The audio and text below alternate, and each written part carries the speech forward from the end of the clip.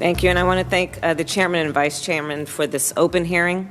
As this committee conducts its investigation into the Russia's interference with our 2016 United States election, the American people need to fully understand the threat that we face and what we must do to protect ourselves in the future. And let's all be clear about what happened. We know, as has already been determined by the CIA, the FBI, and the NSA, a foreign country, Russia, attacked the heart of our democracy, an American election for the President of the United States. And they can and will do so again if we do not act urgently. We must get to the bottom of this. We must be thorough, we must proceed with urgency, and we must be transparent. That is vital to protect the public's trust in us, and it's what the American people deserve. And I know we can do so while protecting classified sources and material. Items that must remain classified in order to protect our national security, the sources of our intelligence, and the sensitive methods by which we collect it. This hearing is a first step to understand Russia's interference, but it cannot end here. We must build on today's hearing with future open hearings as much as possible. And I strongly believe an informed public is one of our best weapons against future attacks. That being said, I have a question for all of you, and I'll start with Mr. Watts. Earlier this week, former President Vice President Cheney said Russia's interference in our election should be considered an act of war. Assuming this was an act of war, Russia is investing in cyber weapons and cyber soldiers, which we call trolls, while we continue to invest in conventional weapons. As we invest in fighter jets and aircraft carriers, Russia is investing in state-run media from which it can push out fake news.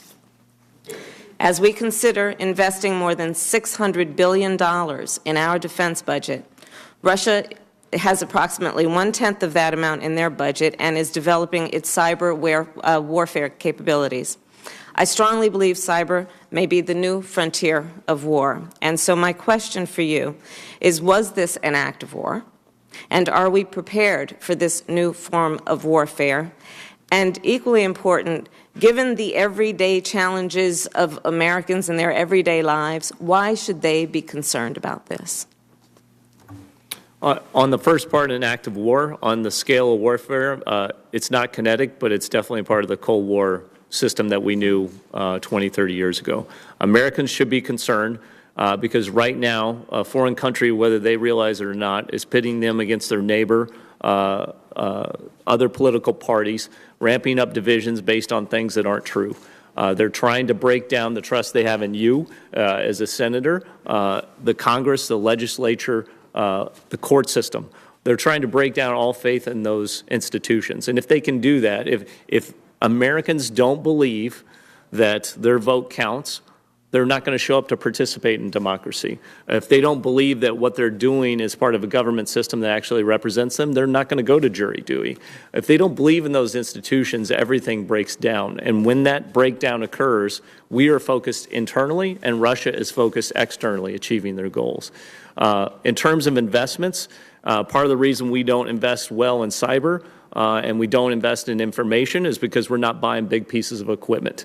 If you can't buy a big piece of equipment, then it's really hard to invest your dollars. We need to invest in people. The reason Russians win in cyber and information space is they have great propagandists and they have the best hackers that are out there that they can either enlist because they're criminals and sort of bring under their umbrella or train themselves. We, on the other hand, worry a lot about who we're going to bring into the cyber field because they might have smoked weed one day, or they can't pass a security clearance, or they didn't get a score on their ASVAB. But there's millions, I mean millions of talented Americans out there that can support these roles inside our government. We need to invest in humans moving forward in this space. And it's hard to get Americans to understand that, or even the Department of Defense, because you're talking about cyber and computers, and so you think of tech. But the truth is that tech only works if you got the smartest brains behind it. We do, but we don't put them against our fight. Thank you. Dr. Rumor. I think we should be careful using terms such as an act of war. It's definitely a continuation of warfare by other means. Mm-hmm. But, when you declare something to be an act of war, it calls for certain responses that we may not be ready to take on.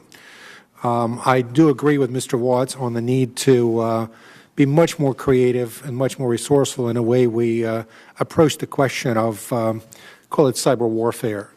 I, again, would caution that, the Russians have a very different standard here in using their offensive tools.